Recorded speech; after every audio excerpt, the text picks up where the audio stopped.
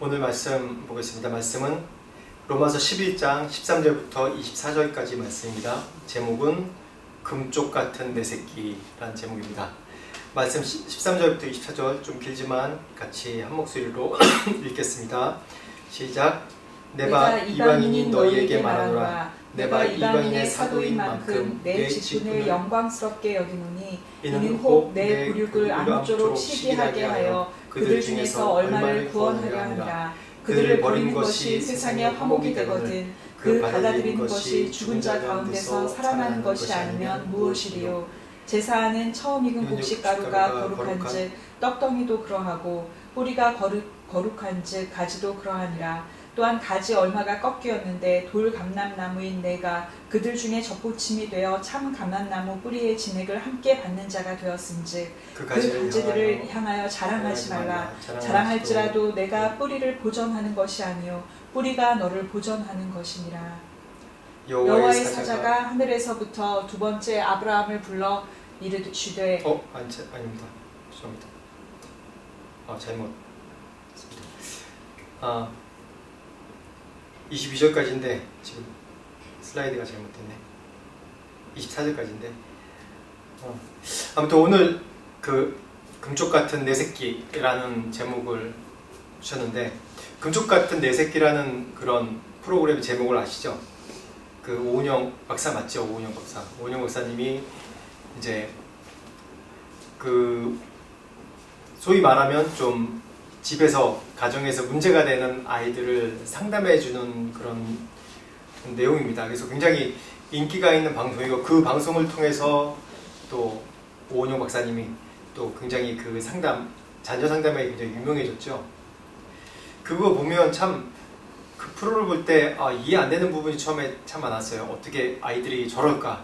저렇게까지 아이들이 저렇게 될까라는 생각을 했는데, 예전에는 그 프로를 보면서 생각하는 게, 예전에는 우리가 대가족 제도 아니었습니까? 온 가족이 뭐 할아버지, 친척들 다 같이, 가까운 친척 다 같이 사는 그런 대가족 중심이라서 자녀 양육하고 훈육하는 걸 또 공동으로 했었고, 또 이제 그 집안에 내려오는 그런 자녀 양육하는 방식으로 또 이제 양육했던 걸 볼 수 있습니다. 근데 사회가 발전되면서 도시화되면서 이제 핵가족이 되고 이제 소가족 단위로 이제 묶이다 보니까 이제 막 결혼해서 물론 이제 성인이지만 이제 젊은 나이에 이제 막 결혼해서 이제 아이를 낳고 키우다 보니까 여러 가지 실수를 많이 하는 거예요. 예전에는 대가족 제도 때는 한 가족의 울타리, 또 대가족의 울타리가 있었기 때문에 서로 양육을 같이 하면서 도와주면서 또 가족끼리 유대감, 또 그 안에 질서, 또 사회성, 그런 모든 것들을 같이 이제 배우는 그런 그 가족 안에서 양육되는 그런 단계였는데, 사회가 점점 발달되고 도시화되면서 예전에는 아버지 한 분만 벌어서 됐는데, 이제는 부부가 같이 돈을 벌어야지, 재정이 있어야지 이 가족이 유지가 되는 거예요. 그러다 보니까 이제 결혼해서 애를 낳았는데 일도 해야 되고, 또 자녀 양육도 해야 되고, 또 가정도 돌봐야 되고, 그러니까 그 아빠나 엄마나 굉장히 삶이 힘든 거예요. 저희들도 아이들 다 양육해봤지만 참 선교지에서 누구 도움 없이 이렇게 아이들을 셋을 양육하는 게 너무 힘들더라고요. 그래서 실수도 많고, 물론 지금도 마찬가지겠죠. 지금 더 이제 사회가 더 이제 살기 힘들다 보니까 자녀 양육을 신경 쓰기보다 돈을 많이 벌고 그래야지 자녀 양육도 잘 된다고 생각하기 때문에, 어쩌다 보니까 자녀 양육을 가정에서 하는 것이 아니라 기관에서 맡겨서 하게 되는 거예요. 기관에 맡겨서 하다 보니까 저녁 때는 집에 와서 보면 아이들이 또 불쌍하기도 하고 미안하기도 하니까 그 부모의 방식으로 또 사랑을 해주는 거예요. 뭐 돈도 주기도 하고 모든 걸 다 용납하기도 하고, 그 안에 훈육보다도 이 자녀 양육의 그 일관성이 없어지는 겁니다. 기관은 기관대로 따로 하고 또 가족은 가정대로 따로 하니까 이게 뭔가 아이들이 느끼기에도 일관성 있는 그런 양육이 안 되는 거예요. 그런 교육이 안 되는 거예요. 그러다 보니까 아이들이 뭐 당연히 부모가 낳아준 부모니까 더 그쪽으로 쏠리게 되고, 그러다 보니까 부모가 뭐 성숙합니까? 우리 자녀 양육하면서 성숙하지 않은 상태에서 아이들 양육하다 보니까 또 여러 가지 문제가 발생을 해요. 그래서 이 프로그램의 원리가 뭐냐 하면, 보니까 제가 좀 이제 좋아하는 프로그램 중 하나가 강영욱 씨가, 강영욱 조련사가 하는 세상엔 나쁜 개가 없다인데, 이 컨셉이 비슷한 것 같아요. 금쪽 같은 내 새끼 보면 아이들한테 잘못이 있다는 건 아니에요. 세상에는 나쁜 아이는 없다는 그런 컨셉인 것 같아요. 그래서 그 문제를 쭉 다루다 보면, 물론 아이들이 이상한 행동을 하지만, 이상한 선택을 하고 이상한 과잉 행동하고 그러지만 그 나름대로의 자기 나름대로 이유가 있더라고요. 방어적인 기질도 있고, 뭔가 사랑받으려고 하고 표현하려고 하고, 그 어린아이가 힘이 약하고 그러니까 뭔가 자기 방식대로 부모에게 뭐 표현하고 세상에 표현하려고 하는 그런 방식들이더라고요. 그러다 보니까 그런 걸 수정해 주니까 아이가 좀 더 사회성이 있어지고, 또 부모와 관계가 좋아지는 그런 그런 이제 프로그램의 설정이 그렇게 진행되더라고요. 근데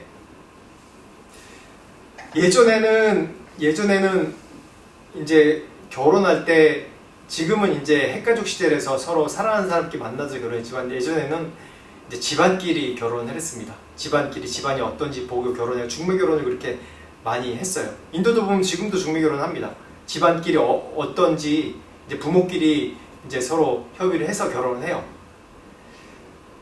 그러면서 그 안에서 또 가족이 같이 아이들을 양육하고 그렇게 됩니다. 그런 거 보면 이 금쪽 같은 내 새끼를 봐도 그 원칙이 뭐냐면, 그 뿌리가 뭐냐는 거예요. 뿌리를 찾는 것 같아요. 뿌리가 뭐냐면, 아이가 어디서 왔느냐, 부모로부터 왔고, 부모는 어디서 왔느냐, 그럼 부모까지 이게 힐링이 되는 거예요. 부모가 왜 그런 선택을 하고 왜 그런 행동을 하는지 자녀한테, 그것까지 이제 살펴지는 거예요. 그래서 어떻게 보면 자녀 양육, 지금 시대 보면 자녀 양육, 옛날 대가족 제도에 있을 때 온 가족이, 또 어르신부터 온 가족이 함께 양육하는 것이 오히려 아이들한테 사회성을 기르고 또 더 올바로 양육되는 것 같다는 그런 생각이 듭니다. 그런 입장에서 오늘 말씀, 로마서 11장 13절부터 24절까지 말씀 보면, 거기에 원뿌리에 대한 얘기들이 계속 나옵니다. 이 말씀에 우리의 뿌리, 우리가 이 성경이 중요하고 왜 예수 그리스도, 또 이 이스라엘이 우리가 중요하게 여겨지냐면, 예수님이 9장 말씀에 나오죠. 예수님이 이 이스라엘의 뿌리 통해 오셨고, 또 많은 믿음의 선진들이 누구냐? 아브라함, 이삭, 야곱, 요셉, 모세, 이런 하나님 나라, 하나님께서 이 온 인류를 구원하시기 위해서, 이 인류의 하나님 나라의 기초를 세우기 위해서, 하나님 나라의 모델링을 하기 위해서 선택된 나라가 바로 이스라엘입니다. 더 정확하게 얘기해서 아브라함의 씨족, 아브라함의 가족을 통해서 이스라엘 나라가 형성된 거죠. 그런 모든 과정을 통해서 하나님 나라의 모델링을 하시기 위해서 하나님이 이 이스라엘을 또 선택을 하셨어요. 그래서 보면 18절 말씀 한번 같이 봅시다. 18절 말씀 시작. 그 가지들을 향하여 자랑하지 말라. 자랑할지라도 내가 뿌리를 보존하는 것이 아니요 뿌리가 너를 보존하는 것이라. 그래서 이 말씀 보면 굉장히 이스라엘이 너무 편협적이고 지금도 이제 그런 나라에서 미움을 많이 받고 있지만, 하나님이 결국은 이스라엘을 구원하시고 회복시키시겠다는 그런 약속입니다. 그래서 결국은 구원이 이루어질 거예요. 그래서 사도 바울이 9장, 10장, 11장에서 계속 이야기하는 문제들이 은혜로 이방인이 구원받았다. 이스라엘이 구원 못 받았지만 그 은혜로 우리 이방인이 구원받았다. 그렇지만 너희가 온 뿌리가 어디인지 기억해라. 이 11장 지금 말씀입니다. 네가 은혜로 구원받았지만 자만하지 마라. 내가 이스라엘도 버렸거든. 너희 하물며 너희일까 보냐. 너희의 원 뿌리가 누군지 기억하라. 자만하지 마라. 자고하지 마라. 내가 어떻게 이스라엘을 심판하고 벌 줬는지 잘 기억해라. 그렇지만 이스라엘 다시 회복하시겠다는 하나님의 그런 메시지와 약속이 계속해서 있는 겁니다. 이 은혜를 기억하라는 거예요. 은혜를.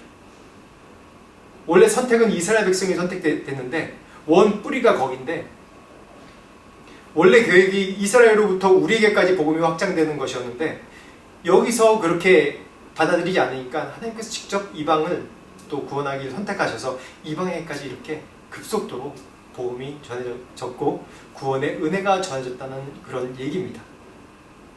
저는 이 은혜를 생각하면 제가 이 말씀 준비하면서 제가 가끔 했던 간증인데 제가 인생에 2번 크게 죽을 뻔한 경험이 있습니다. 그때 보면 그 죽음의 경험을 통해서 내가 어떤 은혜를 받았는지 계속 확인했던 것 같아요. 처음엔 제가 3살 때인가 4살 때 일입니다. 제가 기억은 잘 안 나요. 기억나는 건 우리 어머니 등에 매일 업혀 다녔던 기억, 그리고 병원에 매번 이제 다녔던 기억인데, 제가 그때 이제 콩팥에 문제가 있어서 그 복수가 차가지고 그때 당시에 굉장히 이 복수가 차니까 이게 그냥 살찐 게 아니라 복수가 차가지고 이게 오줌이 빠지지 않는 거예요. 이 콩팥에 문제 있어서 병원에 갔는데 그 당시에 제일 큰 병원에 갔는데 병원에서 고칠 방법이 없다고 그냥 죽는 날 기다리라고 그리고 약도 안 줘주고 그냥 내보냈다고 해요. 그래서 이제 젊은 세대기 얼마나 황당하겠어요. 이제 20대인데 얼마나 20대 중반인데 얼마나 황당하고 이 일을 어떻게 해야 되나. 그래서 눈물 흘리면서 동네에 있는 그냥 조그만 의원 가서 그냥 뭐라도 의지하고 싶어서 그 선생님한테 그 조그만 의원이에요. 의사 선생님 한 분 있는 그냥 개인 병원이에요. 개인 의원에 가서 울면서 약 좀 줘달라고 그래서 약 겨우 한 봉지 받아가지고 와서 계속 기도했다는 거예요. 그래서 그러더니 그 다음날 제가 이 복수가 찼던 게 계속 소변을 계속 보더래요. 그러니까 하나님의 은혜죠. 그러면서 제가 점점 회복돼 가는, 그렇지만 어렸을 때 계속 병을 달고 살았어요. 계속 병 달고 살고 항상 면역이 약해서 늘 이제 아팠던 기억이 나요. 그러면서 제가 초등학교 때도 그렇고 어머니가 항상 말씀하실 때 이런 너는 간증이 있다, 이런 은혜가 있다라는 얘기를 늘 하셨어요. 그런 얘기를 들을 때 제 안에 어떤 생각이 드냐면, 내 목숨은 내 것이 아니다. 언젠가 하나님이 부르시면 나는 하나님의 일을 해야 된다는 그런 늘 그런 생각을 하고 살았던 것 같아요. 내가 사는 인생은 덤으로 사는 인생이니까 이건 내 인생이 아니다. 하나님 목숨 주신 거다. 하나님께서 부르실 때 나는 가야 된다. 그런 생각을 늘 했었어요. 두 번째 저의 그 죽음의 고비는 30살 때 막 선교지 나왔을 때 이제 오리사에서 크게 아파서 죽을 뻔했는데, 그때도 죽음 문턱까지 앞에 갔다가 다시 회복되면서 이제 어떤 생각을 했냐면, 내가 덤으로 사는 인생이구나. 나 이미 죽을 수밖에 없는 사람이었구나. 난 덤으로 사는 인생이다. 그래서 이제 정말 충성되게 살아야겠다. 늘 그런 생각을 해왔던 것 같아요. 그래서 다시 한번 이 11장 말씀을 통해서 강조하는 게, 이 은혜, 너희가 멸망받았을 수밖에 없고 지옥에 떨어질 수밖에 없는 너에게 주신 은혜가 값싼 은혜가 아니자라는 거예요. 값싸게 생각하지 마라. 너무 이 은혜가 너희한테 거저왔다고 해서 이 은혜를 너무 쉽게 생각하지 마라. 22절에 나오는 것처럼 그러므로 하나님의 인자하신 걸 준하시고라. 그의 인자가 대단하듯이 준엄함도 대단하다. 즉 하나님이 우리를 향한 사랑과 인자와 자비와 너그러운 사랑이 너그럽지만은 그 안에 분명한 또 하나님의 공의의 원칙이 있다는 얘기입니다. 그래서 하나님께서 어떻게 바벨론을 통해서 이스라엘을 벌하시고 내치고 하신 걸 잘 기억하라는 얘기입니다. 이런 것을 봤을 때 우리가 그 은혜, 하나님의 은혜가 뭔가라는 생각을 했을 때 오늘 말씀 나온 것처럼 이 하나님의 은혜의 원뿌리가 어디에 있나 라는 걸 좀 오늘 몇 명의 이 성경의 인물을 통해서 우리가 살펴보고자 합니다. 그 은혜의 뿌리가 무엇인가? 그 은혜가 뿌리가 어디죠? 처음에 믿음의 조상 아브라함이죠. 그리고 이삭이고 야곱이고 또 요셉이고 나라를 이루어서 율법, 십계명, 율법 완성한 또 모세까지 제가 언급을 하려고 합니다. 창세기 22장 9절부터 18절까지 한번 말씀을 보면 제가 읽겠습니다. 여호와의 사자가 하늘에서부터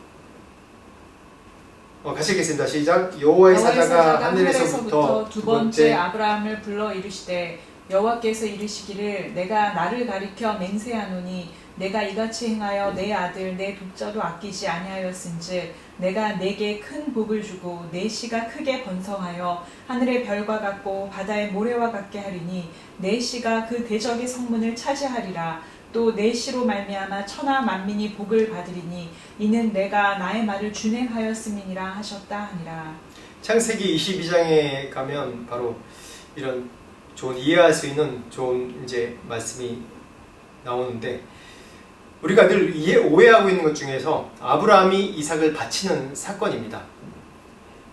22장 9절 말씀에 이제 아브라함은 이제 이삭을 바치기 전에 하나님이 이 22장 말씀을 통해서 아브라함에게 그 큰 축복을 해주십니다.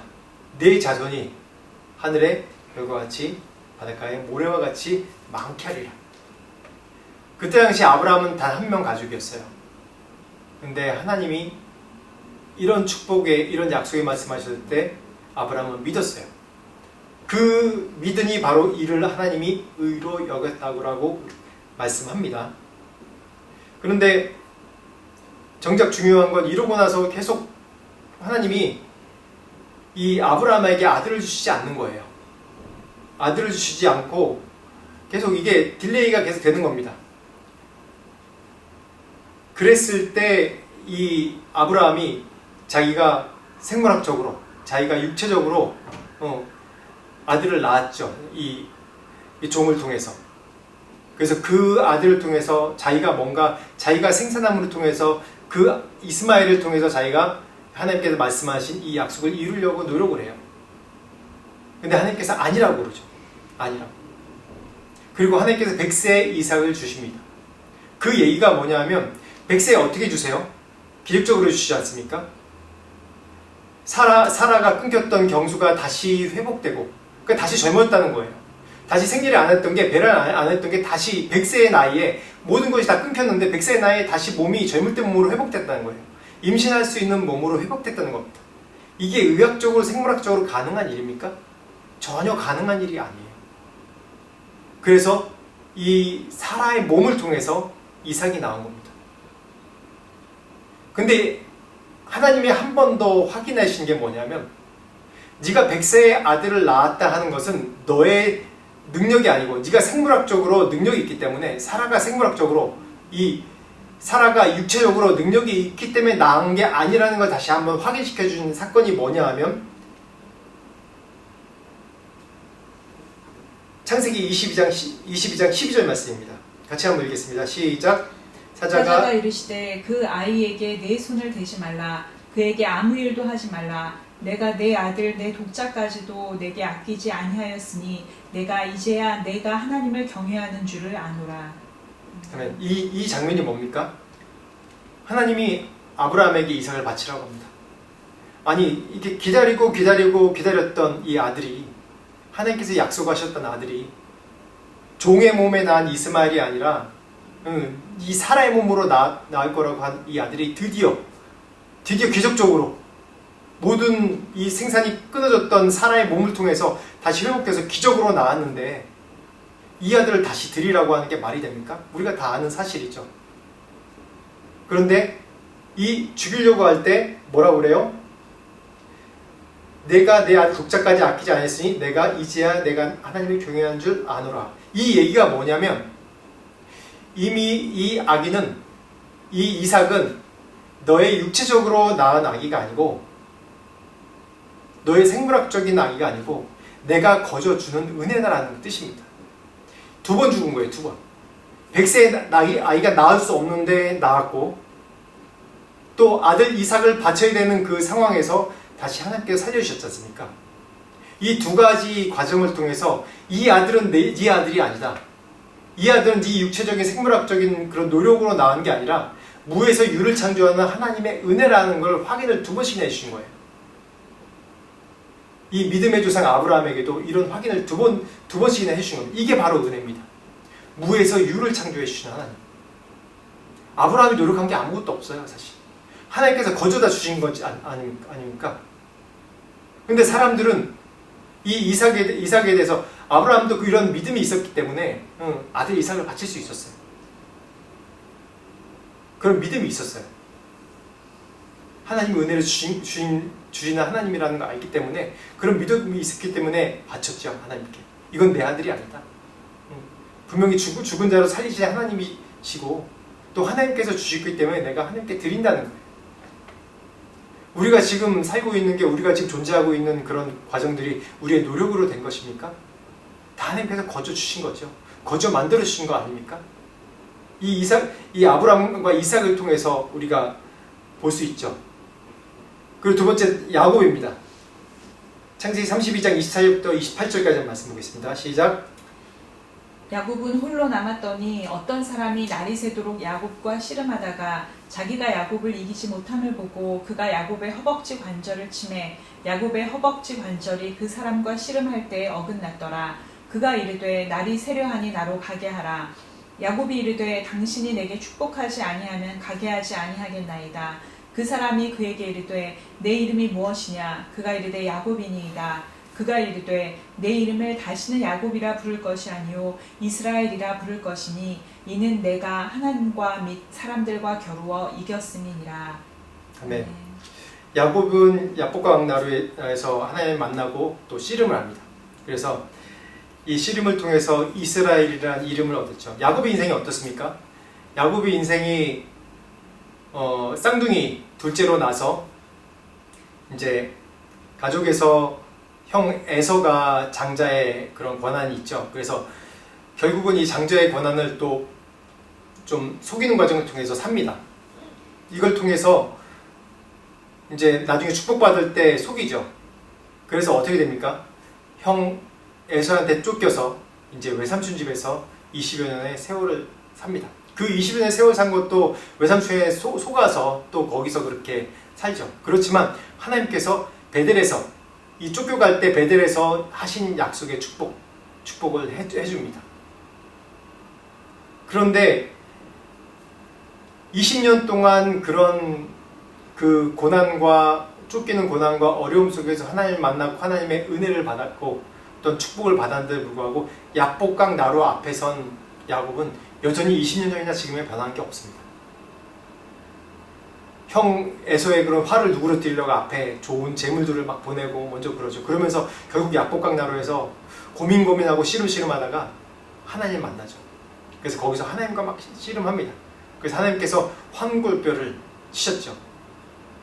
근데 환골뼈를 치셨는데 왜 야곱에게 이스라엘이라는 이름을 주셨을까요? 하나님 환골뼈를 쳐서 이겼는데 왜 네가 하나님과 겨루 이긴 자라는 그런 칭호를 주셨을까요? 참 아이러니하지 않습니까? 제가 이 말씀을 보면서 또한 책을 보면서 깨달은 게 뭐냐면 이게 부모가 되면 이 예화가 좀 이제 이해가 되는 것 같아요. 저희 애들이 셋인데 어릴 때 이제 아빠니까 애들이랑 막 놀아주고 많이 그러지 않습니까? 근데 특히 뭐 팔씨름도 할 때 있고 운동할 때도 있고 그러면서 애들이 또 승부욕이 있어서 예를 들어서 팔씨름하면 앉으려고 막 안간힘을 다 써요. 분명히 제가 체격이 더 크고 훨씬 진 줄도 아는데도 계속 힘을 쓰고 하는 거예요. 그러다가 이제 늘 지죠. 그러다 한 번씩 저도 져주기도 하고 네가 이겼네 힘세네 그러고 근데 보면 첫째는 그래도 좀 착해요. 승부욕이 좀 덜해요. 이제 하다가 뭐 이렇게 재밌게 노는데 둘째랑 우리 막내는 승부욕이 있어서 둘째는 딸인데 막 이렇게 하다가 자기가 질 것 같으면 팔 두 손 잡고 또 안 될 것 같으면 몸을 다 써가지고 몸으로 막 누르는 거예요. 그러면 아빠 졌다 그러고 이제 자기 이겼다고 막 좋아하고 그래요. 막내는 그래도 이게 자존심이 있어서 남자의 자존심이 있어서 그런지 몇 번 하다가 안 되니까 안 해요. 그러다 좀 더 커지면 그때만 한 번씩 해요. 그럼 자기가 얼마나 힘이 세진지 확인을 하는 거예요. 중학생 때도 한 번 했는데 또 쳐요. 근데 고등학생 돼가지고 한 번 딱 하는데 한 2학년 때인가 한 번 하는데 자기가 이제 학교에서 막 이것도 하고 이제 그때는 또 키도 크고 그래가지고 자기가 좀 힘을 쓸 줄 알았나 봐요. 그래서 하는데 한 번은 이기고 한 번 졌어요. 그래서 항상 그거 갖고 이제 거의 이길 것 같은데 자기가 뭐 봐줬다고 막 그러면서 해요. 그 다음에 이제 한국 가기 전에 또 고3 때 한 번 또 했어요. 했는데 이번에 두 번 다 제가 졌어요. 물론 실제로 진 것도 있고 제가 좀 그때 힘도 뺀 거 있고 저도 자존심이 있어서 어쨌든 졌어요. 져가지고 제가 야 이제 네가 이겼다. 네가 아빠보다 힘세다. 그러니까 그 다음부터 어떤 변화가 있었냐면 그 다음에 이사를 해야 되는데 자기가 이거 지면서 막 이사를 하는 거예요. 힘 다 쓰고 힘 쓰고 다 쓰고. 그러니까 자기가 이제 아빠보다 힘세다는 거죠. 아빠는 늙었다는 거죠. 제가 늙어서 그렇습니까? 힘이 약해서 그런 게 아니라 자식이 아빠로부터 인정받은 거예요. 아빠보다 내가 힘세다. 진짜 힘세다고 생각했겠어요? 비슷비슷하다고 생각했겠지. 근데 아빠한테 인정을 받은 거예요. 그러니까 자기도 힘쓰고 막 그러는 거예요. 제가 이렇게 있다 보니까 이 부모의 인정이 얼마나 중요한지 제가 알 것 같더라고요. 제가 인도에서 태국 넘어오면서 어느 상담하시는 분이 그러더라고요.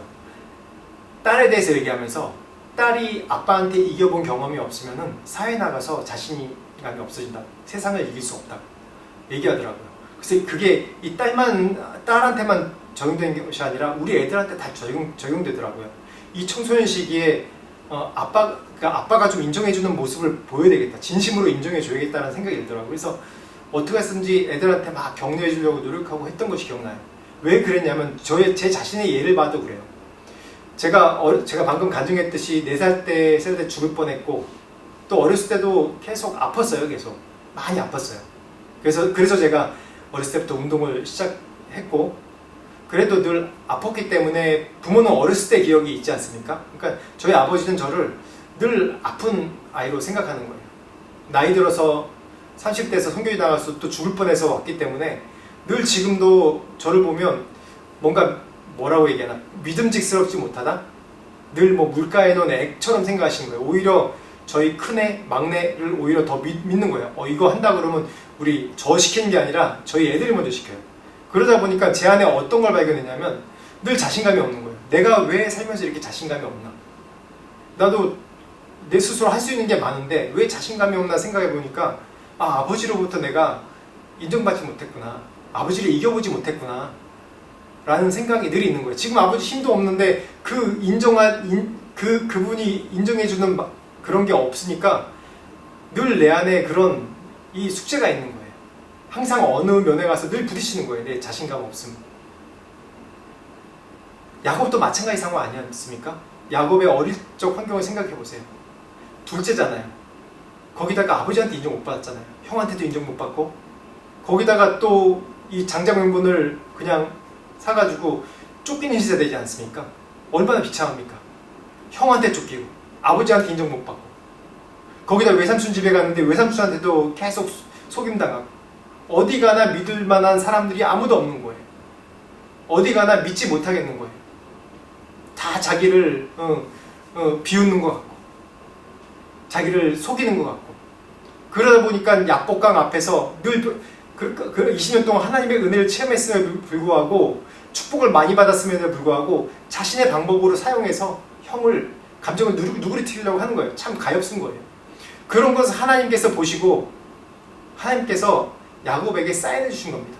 환도뼈를 쳐가지고 부러뜨려서 너 기억해. 너 기억해야 된다. 넌 나를 이긴 사람이야. 넌 하나님을 이긴 사람이야. 기억해. 넌 이스라엘이야. 야곱이 아니라 이스라엘이야. 야곱은 하나도 변한 게 없어요. 하나도 변한 게 없습니다. 근데 하나님이 그렇게 은혜를 주신 거예요. 인정해 주신 거예요. 넌 날 이긴 자다. 그래서 야곱이 평생 그 이스라엘이란 이름을 갖고 그 힘을 갖고 믿음으로 살아갈 수 있었던 거예요. 이게 은혜 아닙니까? 이게 은혜입니다. 요셉을 볼까요? 요셉이 또 어떠한 인생을 살았습니까? 자, 이렇게 사도행전 17장 9절에 10절 말씀 보면 한번 읽어봅시다. 시작. 여러 조상이 요셉을 시기하여 애굽에 팔았더니 하나님이 그와 함께 계셔 그 모든 환난에서 건져내사 애굽 왕 바로 앞에서 은총과 지혜를 주시매 바로가 그를 애굽 왕과 자기 온 집의 통치자로 세웠느니라. 요셉의 일생 우리가 잘 알죠. 보면 야곱에게서는 하나님의 그런 진실하심이 나온다면, 야곱에게서는 인간의 진리, 인간의 진실, 추악하고 의지할 거 없고 늘 실패밖에 없는, 믿지 못하는, 하나님 믿지 못하는 그런 인간의 진실이 나온다면, 이 요셉에게서는 하나님의 진실이 나오는 겁니다. 하나님께서 어떻게 일하시죠? 하나님께서 어떻게 일하십니까? 요셉에게? 요셉의 의지와 상관없이 하나님께서 요셉에게 꿈을 주시고, 그 꿈을 꾸은 요셉을 통해서 하나님께서 그 가정을 세우시고, 그 가정을 통해서 나라가 되게 하신 거죠. 그러니까 하나님의 은혜입니다. 요셉이 팔려가서 감옥에 있어요. 종이 돼요. 거기다가 그 정치적으로 최악의 그런 수용소에 들어가서 거기서 삽니다. 이제 사형당해도 뭐 아무 이상할 게 없는 그런 상황입니다. 그 가운데서 어떻게 됩니까? 구원받죠. 이게 무엇입니까? 요셉이 노력해서 잘해서, 아니면 요셉이 어느 설교 들어보면, 어느 말 보면 또 요셉이 감옥소에서 열심히 근면성실하고 잘해서 그걸 인정받았다, 그런다고 인정받습니까? 얼마나 근면성실한 사람이 많은데, 요셉 같은 사람이 얼마나 많겠어요. 그런데 하나님이 요셉을 택하신 거예요. 그 인생을 택하신 거예요. 전적인 은혜를 주신 거예요. 다시 한번 무에서 유를 창조해 주신 겁니다. 요셉이 잘나서 그런 게 아니에요. 요셉이 준비돼서 그런 게 아니라 전적인 하나님의 은혜인 겁니다. 원 뿌리가 그래요. 그리고 모세를 보세요. 같은 말씀, 사도행전 17장 17절에서 18절 말씀 시작. 하나님이 아브라함에게 약속하신 때가 가까움에 이스라엘 백성이 애굽에서 번성하여 많아졌더니 요셉을 알지 못하는 새 임금이 애굽 왕위에 오르매. 요셉의 그런 후광으로 오랫동안 이제 요셉이 이 멸망해가는 이집트를 세웠죠. 기근으로 멸망할 수밖에, 온 나라가 다 멸망할 수밖에 없는 그런 나라였는, 그런 시기였는데, 그 나라를 이 국권이 붙잡은 겁니다. 나라가 이게 먹고 사는 게 힘들면 그 안에 쿠데타가 일어나죠. 근데 먹고 사는 문제를 딱 쥐고, 이 오랫동안 있는 기근을 이 모든 공부를 다 곳간에 모아두고 그걸 대비하니까 그 나라만 잘 살 뿐만 아니라 그 공부를 통해서 그 주변 나라의 최고 강대국이 된 거예요. 그래서 그 은혜를 잊지 못하고 그 많은 그 후대의 왕들이 그래서 이스라엘을 후대해줬죠. 그러다가 이 어느 시기가 지나니까 또 요셉을 다 잊어버려요. 그러다가 이제 이스라엘이 한 끝에 120년 동안, 120년 정도 이제 노예 생활을 합니다.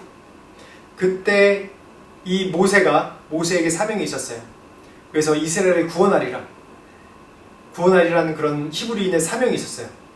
그래서 왕가에서 계속 40년을 자라다가 자기의 힘으로 뭔가 해보려고, 자기의 권력으로 뭔가 해보려고 이스라엘 구원하려고 했지만 결국 살인자로 쫓겨나게 됐어요. 쫓겨나서 미디안 왕에서 40여 년을 더 살게 된 거죠. 그러다 80세가 됐습니다. 그때 하나님 부르셨어요. 모세 같으면 억울하죠. 자기가 가장 힘있고 팔팔할 때 자기가 뭔가 해야 되는데 이제 다 나이 늙고 아무것도 할 수 없는 그런 나이가 됐을 때 뭘 합니까?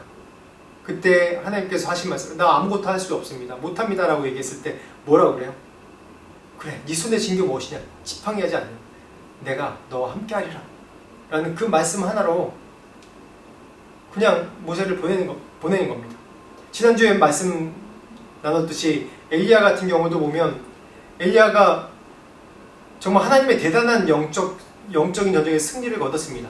갈멜산에서 800대 1로 싸워서 영적인 승리를 얻었어요. 그래서 모든 800명의 바알과 또 아세라를 섬기던 그런 모든 지상을 다 죽여버렸어요. 그러면 뭔가 이 아합 왕이랑 이세벨이 굴복할 줄 알았는데 그런 게 아니라 오히려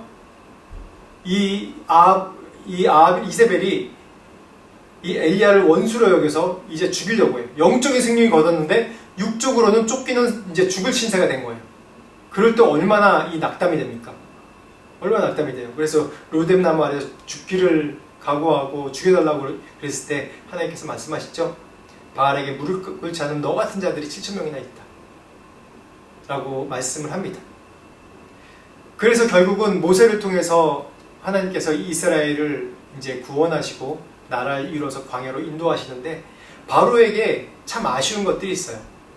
바로가 이 하나님께서 이스라엘이 그 이집트에서 나라를 이루게 하실 때 이집트를 통해서 또 하실 일이 있었는데 바로는 그 하나님의 뜻을 보지 못한 거예요.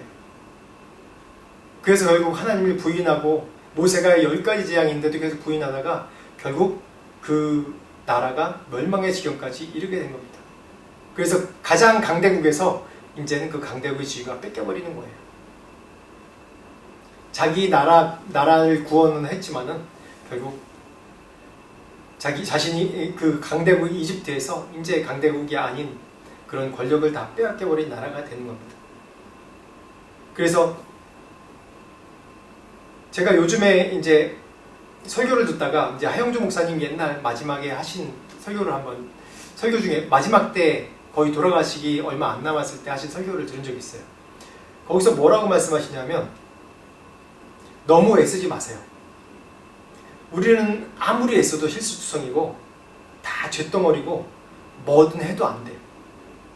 그러니 너무 애쓰지 말고 그냥 지금처럼 열심히 하나님 섬기겠다는 마음으로 하나님 믿겠다는 마음으로 열심히 그냥 해보세요. 계속 노력해보세요.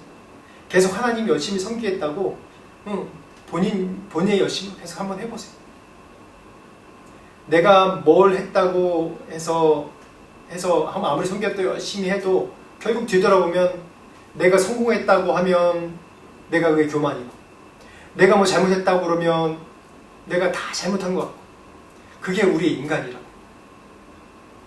하나님은 우리 연약함을 다 아신다고.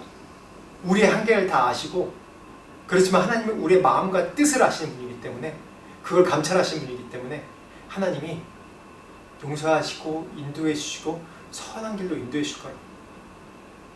아무리 노력하고 아무리 계획하고 아무리 애를 써도 다 죄질 수밖에 없다. 그러니까 그냥 하나님께 맡기고 지금 하듯이 열심히 믿음 생활 하세요. 그렇게 거의 끝무렵 설교에 그렇게 말씀하시더라고요. 그 말씀 보면서 제가 너무 이 말씀 준비하면서 너무 마음에 와닿는 거예요. 그렇지. 우리가 뭘 하든지 죄인이지. 뭘 하든지 죄인이고 뭘 하든지 우리가 은혜로 할 수 있는 것이지 우리의 생각과 우리의 뜻으로 할 수 있는 게 없구나. 맞다. 아브라함, 이삭, 야곱, 모세에게 했듯이 하나님의 은혜로 우리가 할 수 있는 것이지 하나님의 은혜가 아니면 우리가 살 수 없는 자들이구나 라는 그런 깨달음이 있었습니다. 누가복음 15장 19절 말씀 보겠습니다. 신약의 탕자의 비유입니다. 시작. 그가 돼지 먹는 쥐염 열매로 배를 채우고자 하되 주는 자가 없는지라 이에 스스로 돌이켜 이르되 내 아버지에게는 양식이 풍족한 품꾼이 얼마나 많은가. 나는 여기서 주려 죽는구나. 내가 일어나 아버지께 가서 이르기를 아버지 내가 하늘과 아버지께 죄를 지었사오니 지금부터는 아버지의 아들이라 일컬음을 감당하지 못하겠나이다. 나를 품꾼의 하나로 보소서 하리라 하고. 탕자를 봅시다. 탕자는 아버지께 재산을 다 달라고 해서 허락망탕하고 그리고 이제 다 소진하고 했습니다. 그러고 나서 어떻게 얘기합니까? 다 이제 쓰고 나서 어디 돈도 아무것도 없으니까 뭐 대주울에서 쥐염열매라도 배를 채우고자 하는데 그것도 주지 않는 거예요. 이제 굶어 죽겠는 거예요. 그래서 어떻게 생각하냐면 아버지 집에 가서 그냥 품꾼으로 그냥 살면서 먹을 거라도 얻었으면 좋겠다. 그래서 나를 품꾼의 하나로 보소서로 가서 얘기하겠다는 거예요. 뻔뻔하죠? 되게 뻔뻔합니다. 우리가 외술을 왜 믿어요? 왜 믿습니까?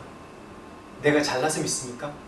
제가 전도폭발 교육하면서 우리의 공로로 우리의 가진 것으로 예수를 믿는 게 아니라고 얘기해요. 맞죠? 우리가 아는 원리죠. 왜 믿어요? 왜 믿습니까? 내 자신에게 답이 없잖아요.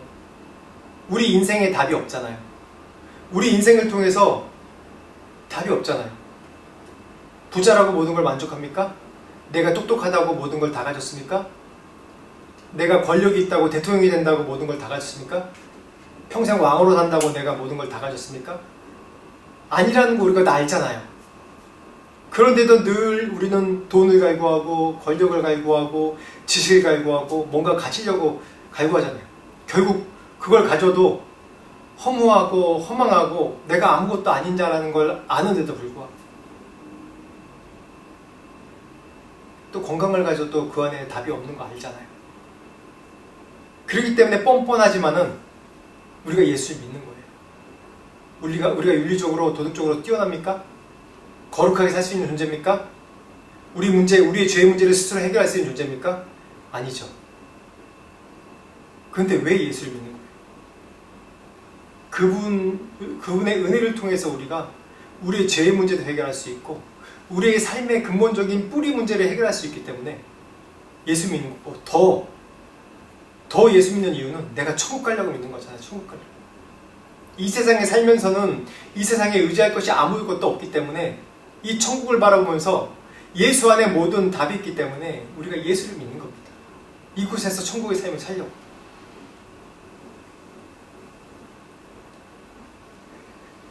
그렇지만 한번 말씀 보겠습니다. 갈라디아서 6장 7절 8절 그리고 계시록 2장 23절 시작. 스스로 속이지 말라. 하나님의 업신 여김을 받지 아니하시나니 사람이 무엇으로 심든지 그대로 거두리라. 자기의 육체를 위하여 심는 자는 육체로부터 썩어질 것을 거두고 성령을 위하여 심는 자는 성령으로부터 영생을 거두리라. 계시록 2장 23절. 또 내가 사망으로 그의 자녀를 죽이리니 모든 교회가 나는 사람의 뜻과 마음을 살피는 자인 줄 알지라. 내가 너희 각 사람의 행위대로 갚아주리라. 여기서 말씀에서 육체를 위하여 심는 자는 육체로부터 썩어질 것을, 또 성령을 위하여서 성령을 심는 자는 영생, 썩어질 것과 영생의 비유가 나오고, 또 계시록에는 사람의 뜻과 마음을 살피시는 자가 뭐라고요? 각 사람의 행위대로 갚아주리라. 우리가 은혜 안에 살지만은 이 가운데 가장 중요한 원칙이 있습니다. 하나님의 공의가 기반으로 된 그 은혜 안에 사는 겁니다. 하나님이 우리 죄까지 다 용납해 주시죠. 용납해 주시고 용서해 주십니다. 그렇지만 계속해서 예수 안에 있으면서도 육체를 신는 자들은 그 육체대로 망하는 것이고, 예수 안에 있다고 교회 다닌다고 하면서도 우리의 마음과 뜻을 살피시는 하나님인데, 예수 믿으면서 계속 속이고 기만하고 예수를 닮은 삶이 아니고 성경 말씀대로 사는 삶이 아니면은 그 사람의 각각 행위대로 갚아준다고 하셨어요. 그래서 제가 방금 얘기했잖아요. 우리의 마음과 뜻을 아시는 하나님께서 그 하영주 목사님 그렇게 마지막 때 얘기하는 것처럼 당신의 방법으로 열심히 하나님 믿으십시오. 답은 없어요. 열심히 믿으십시오. 어떤 것을 따라야 하더라도 우리가 죄를 짓기 때문에 열심히 믿으십시오. 열심히 말씀 배우고 성경 말씀 공부하고 성경 말씀 배우고 예배드리고 열심히 섬기고 믿으십시오. 하나님께서 다 선하게 인도하실 겁니다. 라는 얘기가 뭐냐면 우리의 마음과 뜻을 아시는 하나님, 내 마음에 속이는 마음이든지 하나님께 거짓말하는 그런 마음이든지 아니면 내가 하나님을 예수 그리스도를 이용하고 교회를 이용하려는 마음인지 하나님 다 아신다는 거예요. 인간은 몰라도 결국은 그 본인이 심은 열매를 본인이 먹는다는 거예요. 성령을 심으면 영생을 얻고 교회 다니지만 육체의 것을 심으면 어떻게 된다고요? 썩어질 것을 얻는다는 거예요. 썩어질 것을. 그래서 우리가 예수를 믿는 것이 유대인처럼 그렇게 생물학적으로 또한 혈통으로 내가 교회 얼마나 오래 다닌 것으로, 내가 얼마나 성경 공부 많이 한 것으로, 내가 얼마나 교회에 헌금 많이 한 것으로 내가 구원받는다고 생각한다면, 교회 안에서 내 지위가 나를 구원해 준다고 생각한다면 유대인과 똑같은 그런 잘못을 저지른다는 거예요. 우리는 덤으로 은혜를 받은 인생들입니다. 우린 유대인이 아니잖아요. 생물학적으로 선택받은 백성이 아니잖아요. 그렇지만 하나님은 우리를 선택하셨습니다. 아브라함의 그런 신체적인 그런 바이올로직한 그런 계보를 따라서 난 자식이 아니라 우리는 그의 하나님께서 아브라함, 이삭을 통해 믿음의 자녀를 통해 난 자식이기 때문에 우리가 그 믿음대로 살지 않으면 썩어질 수밖에 없다는 거예요. 멸망받을 수밖에 없다는 겁니다. 우리의 원래 지으심이 그렇고 원뿌리가 그렇다는 겁니다. 이걸 잘 기억하셔야 돼요. 그래서 우리가 은혜 안에 사는 겁니다. 은혜 가운데 사는 것입니다. 그래서 내가 무엇을 할 수 있다고 생각하면 안 돼요. 더 하나님을 의지하고 더 하나님을 신뢰하고 내가 이해하는 게 이거밖에 안 되지만은 내가 말씀을 들을 때 말씀을 이해할 때 내가 이해하는 게 이거밖에 안 되지만은 내가 이해하고 깨달은 것을 실천하고 살 때 하루하루 살 때 내가 점점 하나님을 닮아가는 것이고 내 그 은혜를 누리면서 사는 것입니다. 그 은혜 안에 얼마나 자유함이 있습니까? 여러분 경험해 보셨죠? 경험해 보지 못하셨다면 하나님의 그 은혜 안에 어떠한 자유함이 있는지 한번 강구해 보십시오. 그러다가 사단의 유혹으로 다시 넘어지면 또 내가 죽을 것 같고 힘들고 엘리야도 그랬는데 엘리야도 죽을 것 같고 죽여달라고 그러고 원망하고 그러지만은 다시 한번 일어서서 그 은혜로 살겠다고 하나님 은혜를 주십시오라고 기도해 주십시오. 그럼 하나님은 은혜를 주시고 다시 찾아오시고 우리 회복하십니다. 우리의 믿음의 원뿌리가 어딘지 기억할 때 우리의 은혜의 원뿌리가 무엇인지 기억할 때 우리가 다시 힘을 낼 수 있는 거예요. 내 자신을 볼 때 희망이 없는 것 같지만은 하나님께서 우리의 믿음의 원뿌리인 아브라함, 이삭, 야곱 또 요셉을 통해서 모세를 통해서 믿음의 선지자들을 통해서 어떻게 이 말씀 가운데 하나님의 은혜를 주셨는지 볼 때 그들에게는 아무것도 구원받을 만한 그런 이유가 없는 사람들인데도 하나님께서 그들을 구원해 주시고 은혜 주시고 세워주시고 또 때로는 유명하게 해주시고 넘치는 복을 주십니다. 그걸 기억하십시오. 그래서 우리가 하나님의 은혜를 간구하십시오. 은혜를 간구하십시오. 내가 이루었다고 교만한 것이 아니라 겸손히 주님 앞에 늘 나는 죄인입니다. 하나님의 은혜가 필요한 자입니다. 라고 간구할 때 하나님께서 아브라함, 이삭, 야곱에게 베풀어 주신 그 축복, 그 은혜 지금도 우리에게 베풀어 주실 줄 믿습니다. 같이 기도하겠습니다. 하나님 감사합니다. 아브라함, 이삭, 야곱에게 베풀어 주신 하나님의 은혜를 기억합니다. 하나님 우리는 그 은혜 가운데 살고 있음을 고백드립니다. 그 은혜가 없이는 우리가 하루도 살 수 없는 연약하고 연약한 자임을 고백드립니다. 하나님 은혜를 주시옵소서. 주님의 은혜를 간구합니다. 주님의 은혜를 간구합니다. 그 은혜 안에 자유를 누리며 사는 것을 간구합니다. 주님 도와주시고 축복하여 주시옵소서. 그래서 우리 특별히 우리 교회 하나님 은혜로 세워주셨는데 하나님 성도들을 모이게 하시고 정말 하나님의 사모하는 자들이 모이게 동서남북에서 모이게 하셔서 하나님 예배 공동체를 이루게 하시고 또한 교회를 이루게 하시고 부흥을 이루게 하시고 또한 이 땅에 뻗쳐나가는 그런 하나님의 복음의 사명을 이루며 온 열방에 나가는 복음의 사명을 이루는 교회가 될 수 있도록 은혜를 부어 주시옵소서.